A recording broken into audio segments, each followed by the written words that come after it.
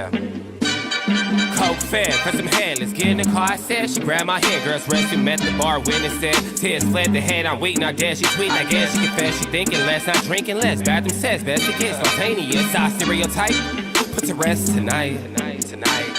Imagine, believe, and achieve, it works. Skyline as a rise like fireworks. Smell through the bag, don't touch my perk. Yo, hey everybody, and welcome to this edition of After the Storm, your OKC Thunder post-game analysis live stream, and it is Wednesday, the day before Christmas Eve, and we did not do the show last night, so we're doing it today.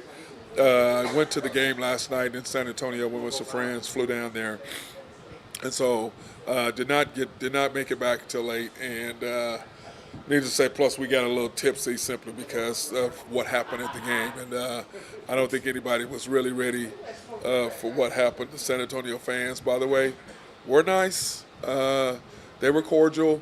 And I suggest we be the same way with them tomorrow night. But, of course, you can do that when you're kicking somebody's ass by 20. Those things happen. And, of course, the Thunder lost 130 to 110, which is good and bad. It's good in the fact that they got their butt kicked for one time, so that's good. Now you know what you need to do. And then hopefully our coach will get away from the nonsense right before the game. He was talking about, oh, well, you know, we don't have enough information on them. What the hell are you talking about? You gain information by figuring out what to do. Now you know what not to do. But it did hurt us not having AJ in there in the second and fourth quarters because he had to change his lineup. But my issue is this. SGA is rolling the first quarter. You take him out with 7 minutes left in the first quarter. You have never taken J-Dub out with 7 minutes to go in the first quarter. You take him out with about 5 minutes to go or 3 minutes to go. Then you play him the second half. But instead, SGA is rolling. The team is right in there. You take him out. They start rolling, and this is the facts. You can't win with SGA on the bench. You're a minus with him on the bench. You're a plus with him on the floor. You're a plus with everybody else on the bench except him. But yet you try to do a deal where you're playing him 7 minutes or take him out. After 7 minutes, you got to put him back in the game. What are you doing? And then start the second quarter. Just play him like you play J-Dub. If you're going to do that, then you take him out with 5 minutes. You don't take him out when he's rolling. And everybody forgets, when Billy Donovan was the coach of the Thunder, and Kevin Durant, I was at the game, he knocks down a three from right about the three-point line. Next possession, he knocks down another three, which is about 2 feet behind and a foot behind. Then he comes back, he knocks down 4 straight threes. And horn blows, he subs him out because that's his rotation. What the hell are you talking about? There are no rotations.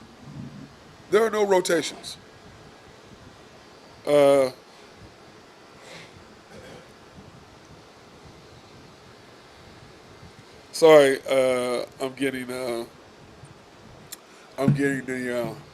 hold on.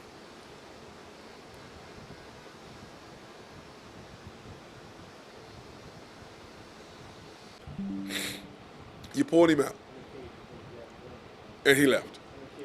You have to have a feel for the game. We talked about this earlier here. By the way, we are here. Oh, let me get this out of the way. We are here at one of our favorite places, and I know Drew and them are sad that they're not here right now because normally they are here. Let me see. Where is my dealing at? I have it way back here down on the end, I believe. We're here at Kuttin Barbershop and Salon, located on 36th Street. Wait a minute. I don't have a cutting up. I don't have a cutting up deal here because we've never done a Thunder show from Cutting Up. We've never done one here before.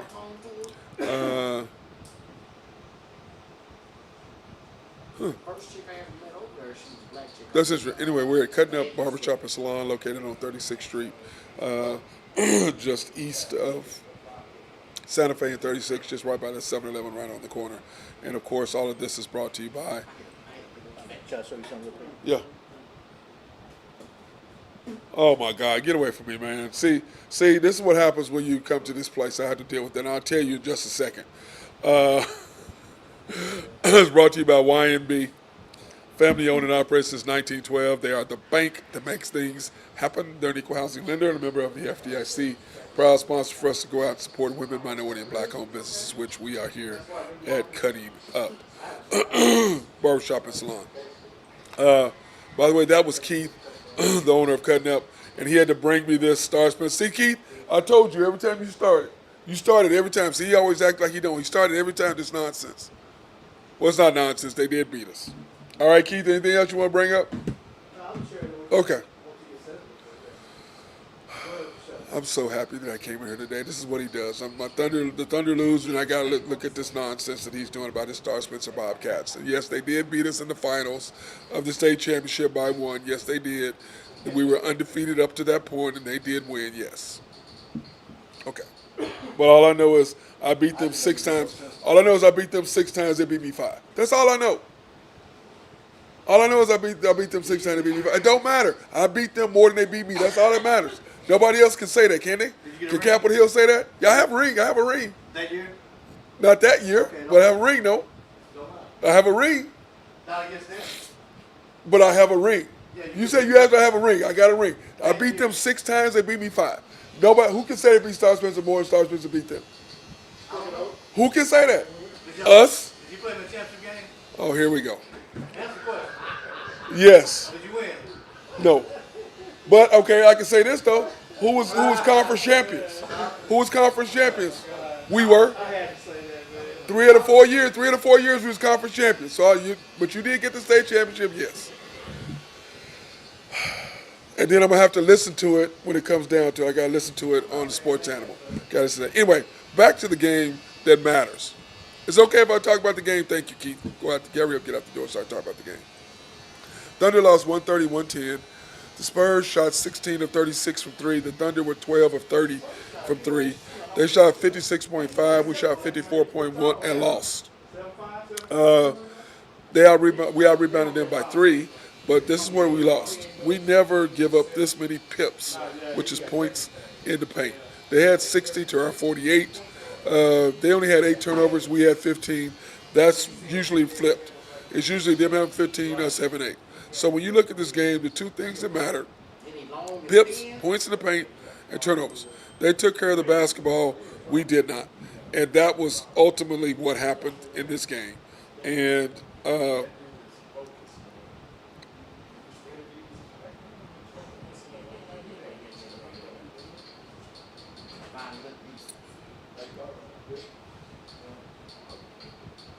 sorry, guys.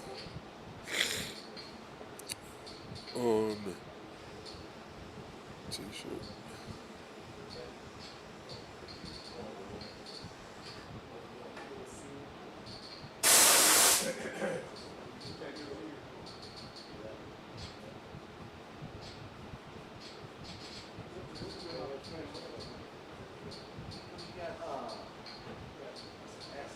Anyway, sorry about that, guys. I'm trying to get all this stuff done for my grandson so I can pick up his Christmas gift, like I said, for him. But anyway, been scoring 55 to 30. But ultimately, what comes out is this: they beat us pips, points in the paint, and turnovers. But once again, our coach and his thought process, not having AJ, not having anybody in the second quarter, but, taking SJ out with 5 minutes, after 5 minutes of first quarter, what the hell are you doing? Even the announcers were like, the guys were telling me, what happened? I was like, we're sitting there looking like, what's going on? Texting my friends, they're going, yeah, he pulled him out. I'm like, why did he pull him out? What'd they say? He goes, the announcers were like, yeah, SJ is out.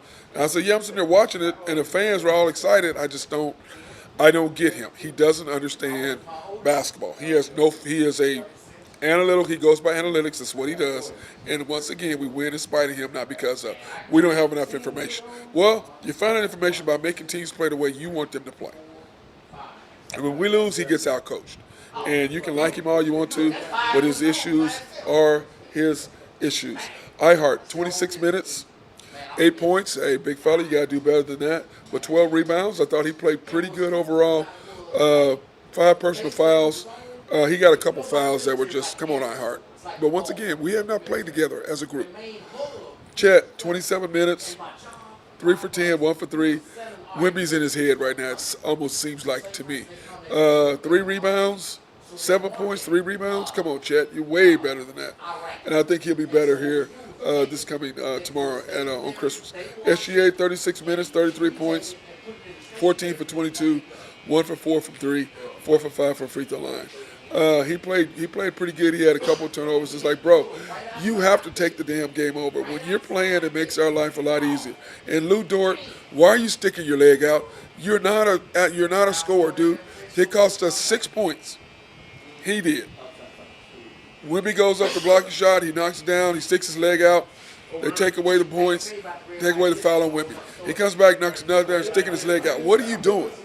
Quit trying to be something you're not. Just shoot the basketball. Quit trying to get extra plays. Quit trying to do stuff you're not capable of doing. It drives me nuts. It drives me nuts. Quit trying to do stuff you're not capable of, please. J-Dub, 32 minutes, 17 points. Once again, 8 for 18, 1 for 4. Once again, he's still trying to get his way back into playing games. And he's just not the guy at this particular point. He's going to get there, and he's got to do what he's got to do. Yes, Wimby is a beast. Chris, he's a beast. He is. He is what a unicorn is. When they were talking about that with him and Chet being unicorns, I was like, no. Chet is not a unicorn. Did you watch him play in college? Did you watch him against Arkansas? Did you watch him against Duke? That's what the NBA is like. You ain't a unicorn. He's a 6'11" or 7'3", whatever he is. He can shoot the three. It's a dart. He does not have handles. He just doesn't. He doesn't have the handles that Wimby does. He just doesn't. That's a unicorn. Wimby's a unicorn. Chad is a very, very unique player, but he's not a unicorn. He's a very good player, and I'm not mad about taking him. Caruso, 19 minutes, 2 points, 0 for 2, 1 for 3. He did not play his best game. K. Rich, I thought, played great, 17 minutes. He looked really, really good, and I'm glad to have K. Rich back. It was good having him in the game. It really, really was. So I love me some K. Rich. Isaiah Joe, 8 points, 2 for 3, did what he needed to do. But they attack him. They just do. And I don't blame him. I attack him too. Aaron Wiggins, not sure what happened. 11 minutes, 3 points. Casey Wallace, 4 points in 25 minutes. I'm going to say this until I'm blue in the face. You can like the coach all you want to. His issues are his issues. He is a great developer of talent, and he is great at out-of-bounds plays. He has no feel for the game. He doesn't get lineups. He gives away possessions, and he's trying. Dude, you have no feel for the game. I've been saying this since I've been doing this show. It is what it is. He does not have a feel for the game. He doesn't. And I go back to we were talking about the Dodgers, like I said earlier. We're talking about the Dodgers, Dave Roberts. Well, analytics said this. He goes, well, I didn't go by analytics. I went by my gut. He doesn't know what a gut is. Whatever the analytics say, that's what they do. And in 50-50 games, in games of importance, you have to have a feel for the game. You don't take your best player out after 5 minutes of the first quarter. He's the MVP. Who the hell takes their MVP out of the first 5 minutes of the first quarter? What are you doing? The hell are you doing? Your boy J-Dub, you have never taken him out in the 7-minute mark. Never. But your best player on your team, oh, that's right, I forgot. J-Dub in your mind has more upside than SGA. The organization's mind, J-Dub has more upside than SGA. I forgot. My bad. He has more upside than the MVP. He has more upside than the guy who's getting ready to be four-time first-team All-NBA. He's got more upside than the guy who's getting ready to tie Michael Jordan after next year. This is 4 straight 30-point, 50% shooting. Nobody's done that but Jordan. Jordan did it 5 times. SGA's getting ready to do it 4. He's on verge of becoming the first player to get 30 points, 50% shooting, 40% from 3, 90% from the line. Only Steph Curry did that in modern basketball. What are you talking about? More upside. Defensively, yes. But SGA does. If he's decent defensively, there's no doubt. But does he take plays off and does stuff? 100% he does. Drives me nuts. But he knows what his gift is. He understands what he's supposed to do. And defense is a hard thing to do. That's what separates Jordan and Kobe from LeBron. Their willingness to play 100% on both sides of the basketball. But you got to look at San Antonio. Vassell last night. Are you serious? I mean, these guys knocking down threes, but once again, they're at home. And this all started, like I said at the beginning of the show, with 2 minutes left in the first quarter. second quarter in Vegas. We're up 16, getting ready to blow them out.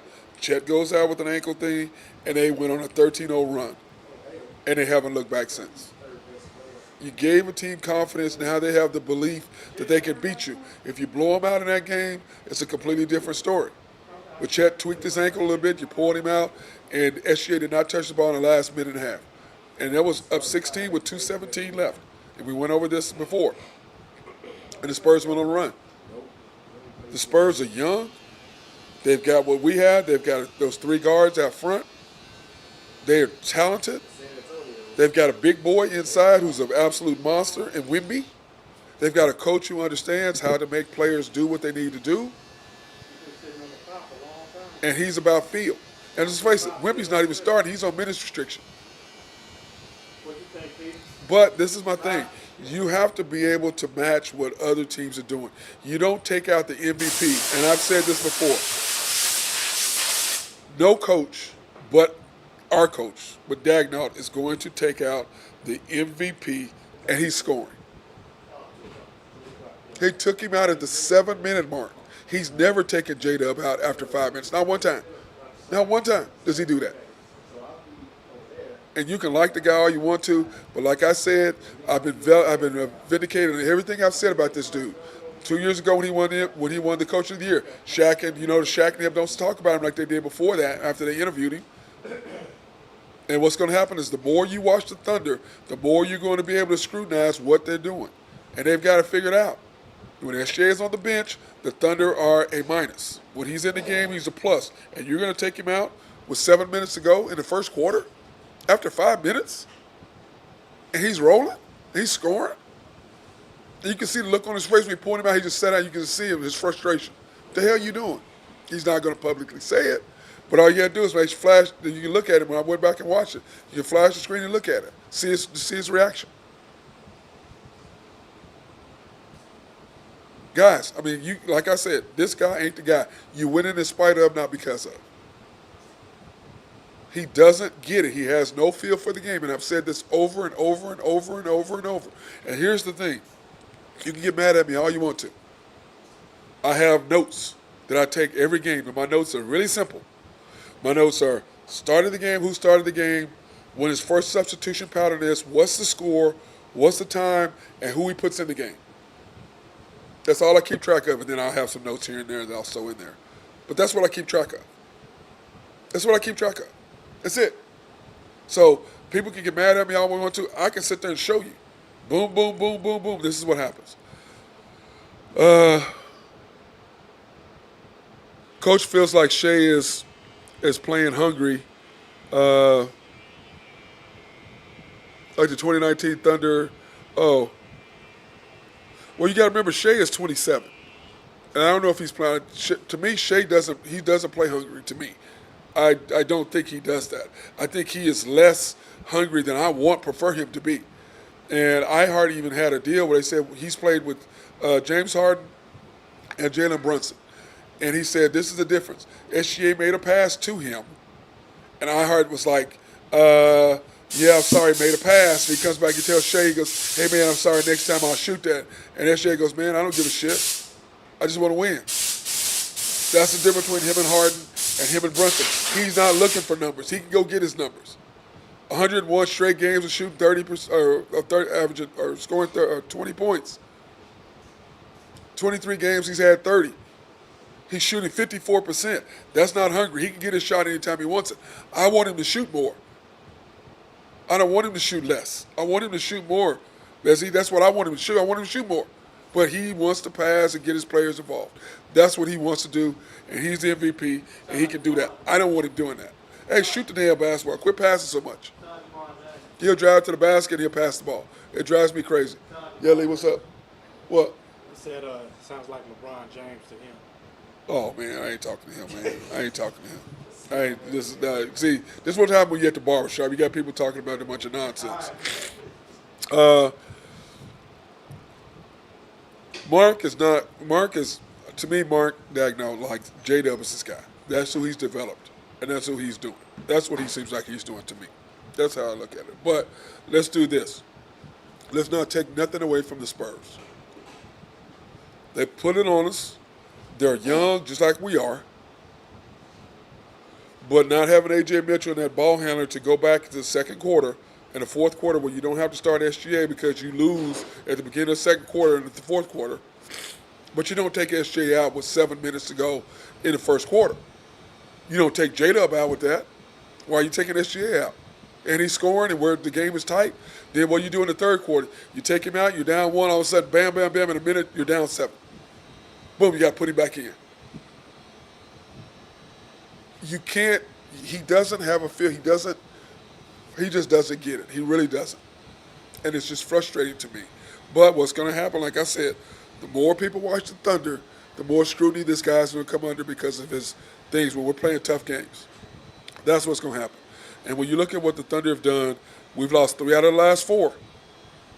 3 out of the last 4 games is what the Thunder have done. Okay?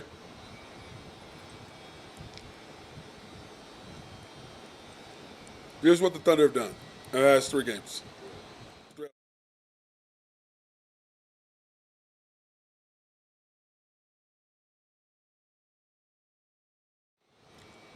The Thunder lost to the Spurs, and like I said, that was that pivotal second quarter when they went on a 13-0 run. SGA did not shoot the ball. They let touch the ball last minute something because J-Dub and AJ were shooting the ball. Coach didn't slow it down and go, hey, put the ball in his hands. I can promise you, if roles reverse, Wemby would have the ball in his hands. I can promise you that. He's not going to go a team making a run and you're not going to put it in your best player's hands. You're not going to call a play and put it in his hands. And I think teams are getting smart. Double team SGA, make these other guys beat you. They can't. And I've said this before. What our team is guys who makes plays. We only have one playmaker, and that's SGA. That's SGA. That's it. You beat the sorry Clippers. You lose to the T-Wolves. You beat the sorry Grizzlies. And you lose to the Spurs, and then you have the Spurs tomorrow on Christmas Day. And you're going to get to see what changes this guy's going to make. And if A.J. Mitchell's playing, because it's paramount, because SJ has to play the first and third quarter. And my question is this. Is he going to take J-Dub out at the 7-minute mark in the first quarter if A.J. Mitchell's playing? I doubt it, since he's never done it. And we're sitting there watching the game there in San Antonio. By the way, the Spurs fans, like I said, guys, y'all were nice to us. They were more than hospitable. The people around us were very nice, very knowledgeable, by the way, which I like the knowledgeable. I like knowledgeable fans. I like people who actually know what the hell they're talking about instead of saying a bunch of nonsense. I like that. And that I appreciated by their fans last night. Because we have a lot of idiot fans of the Thunder. The Spurs got idiot fans. The Mavericks got idiot fans. The Lakers got, everybody has idiot fans who don't know what they're talking about. They're just running their mouths. And the Spurs fans were very knowledgeable, at least the ones that we were sitting by, where we were sitting. Kind of right there, about 5 rows up from the floor, right on the kind of corner there.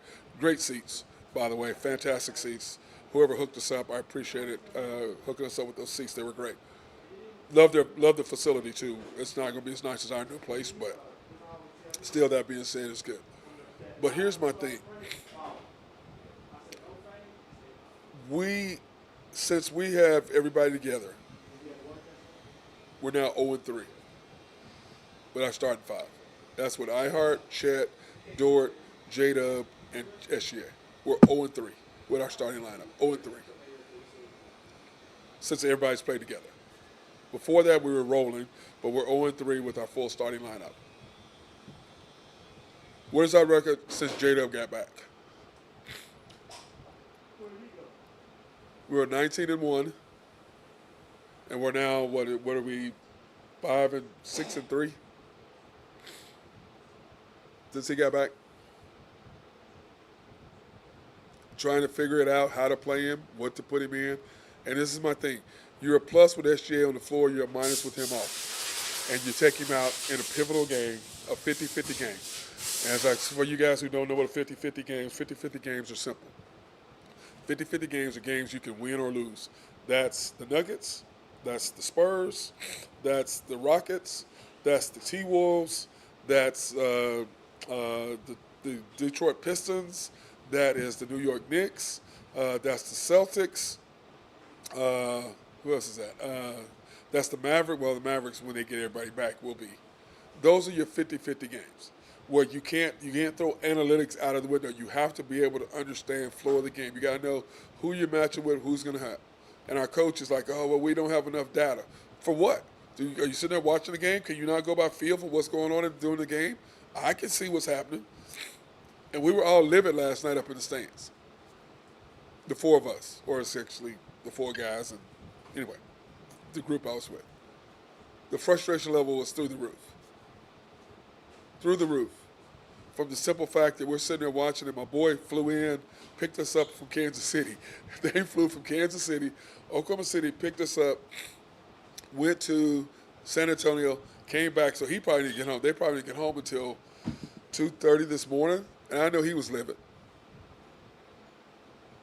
But that being said, where do the Thunder go from here? So that's where we're going to start at next. I want to thank our sponsors, SRB. If you have needs for engineering, surveying, and planning, hit these guys up. They love to take care of you and make sure that if you have a water treatment plant in your city or county, that you have clean drinking water. Or Grow Trucking, if you have needs for dirt, rock, or sand to be moved, these are the peeps to talk to. YNB, family owned and operated since 1912. They are the bank that makes things happen. They're an equal housing lender and a member of the FDIC. Proud sponsor for us to go out and support women, minority, and black-owned businesses in the Oklahoma City area. Love those guys over there. Or you can go into one of the 5 locations, the main bank at 401 Elm, 66 steps from historic downtown Ukiah, Oklahoma, or 66 steps from historic US 66, Route 66. YB each was off the Parkway and 66, or US 66, or 39th Expressway. YB Mustang, 218 North Mustang Road. YB Parkway, which is off I-40 in Garth Brooks, just south of I-40, right there on Garth Brooks, in front of the Fairfield Hotel, not the Fairmont. And also right in front of the hospital. And then, of course, YB Peoples, located in Bethany on 23rd between Rockwell and MacArthur. The House of Creed, handcrafted since 1760. This is some great smelling stuff. If you haven't been there, haven't smelled it, hey, go into one of these locations and try it out. The Penn Square Mall, the East Dillards is the men's department. The West Dillards is the women's department. And as they always say, Matt, always remember, pick the best for your best, 100%. So if you've got a girl, a lady that you love, hey, go in there and get her some stuff. You love it. That perfume is, oh, man, it's really, really good stuff. I can promise you. Go in there and get something for your lady. And then, of course, we are here at Kuttin Up Barbershop and Salon here on 36th Street, just east. What is it, 36? What is this? 36 Northeast 36, right? What is it? 36 Santa Fe. No, the address. 35 North. Yeah, 35. 35 Northeast 36. It's just,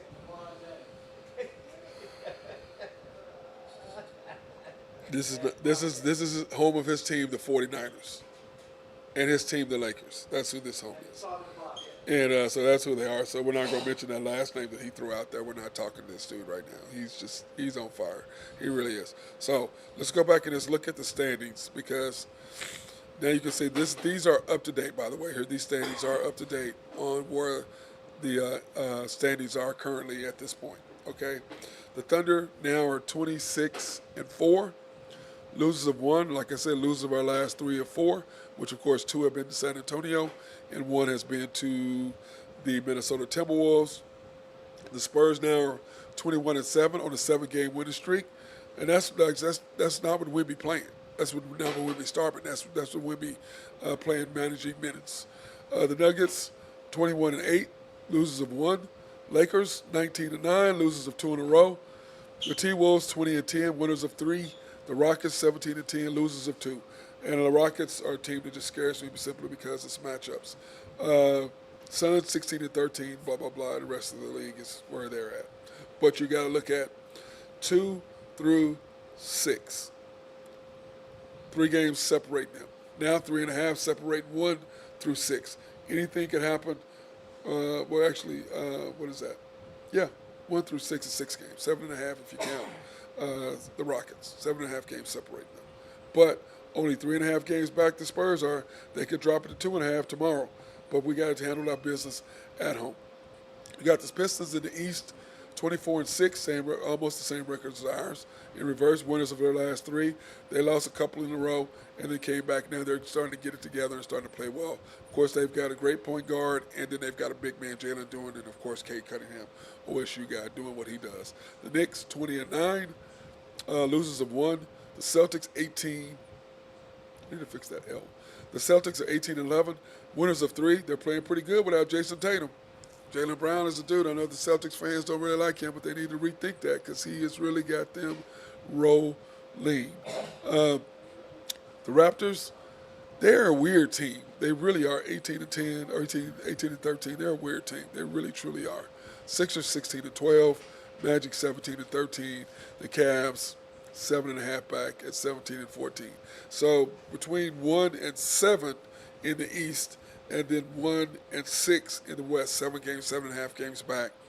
The Knicks 3.5 back, Spurs 3.5 back behind the Pistons and the Thunder, both leading their respective divisions. So it's been really good watching them. Now, tomorrow is going to be huge.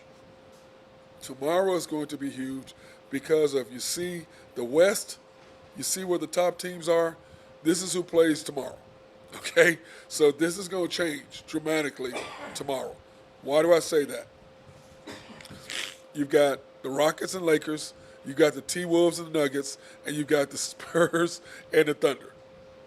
Spurs and Thunder, Nuggets, Lakers, the T-Wolves, and Rockets. That's who you got tomorrow. So you got all the top 6 teams in the West playing each other. T-Wolves, Nuggets, Rockets, Lakers, Thunder, Spurs. That's what you got tomorrow. And then, of course, in the East, I'm sorry, who? Yeah. The first game tomorrow is the Cavs and the Knicks. The first game is at 11 o'clock. The Knicks are 6.5-point favorites. 238 is the over-under in that game. And then, of course, that's huge because the Knicks need to separate themselves even further from the Cavs, and the Cavs have won a couple in a row, so we'll see what happens there. The Spurs and the Thunder, the Thunder were 10.5-point favorites yesterday. Got beat by 20. The Thunder are 8.5-point favorites tomorrow, so we'll see what's going to happen there. But we are playing at home, and the fact that we just got smoked, and we're going to talk about what we need to do tomorrow to fix that. 235.5 is the over-under in that game. The Mavs and the Warriors play at 4 o'clock after the Thunder and Spurs. And the Warriors are 8.5-point favorites. And the Mavs, until they get Kyrie back, they're just not the same team. When they get them back, it's going to be a completely different story once they get Kyrie back. I just think that team is going to be scary down the stretch. They're just holding on and just on life preserver at this particular moment. Then, of course, the Rockets at the Lakers. The Rockets are favored by 2.5. The Lakers are plus 2.5. Over-under is 230. You like that game, Keith? Who you like?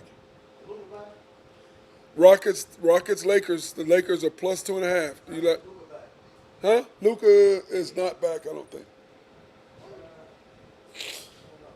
If Luka's back, they still would be plus 2.5, whether Luka's playing or not, I think.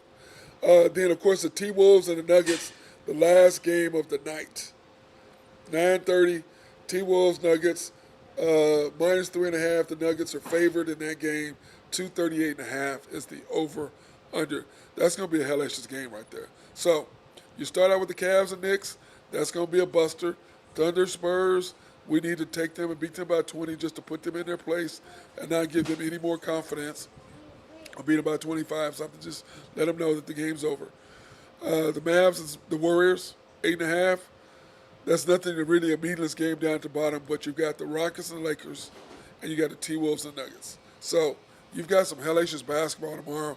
Cannot wait to sit there and see what's going to happen because I know that I'm going to Houston to see my grandson, so we'll see what's going to go on after that. But basketball tomorrow, so you get to eat, you get to watch basketball, you get to eat, you get to watch basketball, and hopefully take a nap. I don't know when you're going to take a nap, though. I know I'm not going to be trying to take one. But those are the schedule. That's what's going on, and that's what's happening. So, like I said, the Thunder for tomorrow. To me, 1, you got to hit some shots. You got to protect the paint. The Spurs had 20 first-half points in the paint. 20. 20. And you can't do that. You got to protect the paint. But once again, he got all out of his sync as far as his lineups. And I've said this before, lineups matter. Lineups matter. And he got out of sync, playing people out of position, doing all this nonsense that he does, and, trying to create data. Well, how about creating and figuring out how to understand what's going on in the game? How about we make a run with J-Dubs on the bench? How about that? How about not taking the MVP out after 5 minutes in the first quarter? 5 minutes. 5 minutes. Let's rethink what we're going to do. Hopefully we'll have A.J. Mitchell back so A.J. can play in the second and fourth quarter. SGA needs to play the whole first and third quarter. You got to go back to where it was. Now, they're exploiting J-Dub because he doesn't have the handles. He just doesn't. You don't have a ball handler when he's not in it. When SJ's not on the floor and AJ's not there, you don't have a ball handler. J-Dub, Kaysen, Caruso, Wiggins, Chet, Ihart, K. Rich, none of them are ball handlers. Dort, none of them are ball handlers. And I don't know why you don't know how to feel the game and what lineups match with who. I don't get it. I know. I'm sitting there watching the game. I can figure it out. But it's a lot harder for this guy because I'm a feel guy. He's an analytical guy. We don't have the same mentality when it comes to things. So, but anyway, looking forward to tomorrow. I want to thank you guys for watching this edition of After the Storm. We are the defending champions. We are 26-4.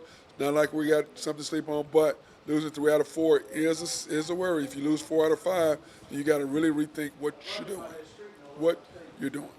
That being said, peace out. Merry Christmas. Have a good one. We will be on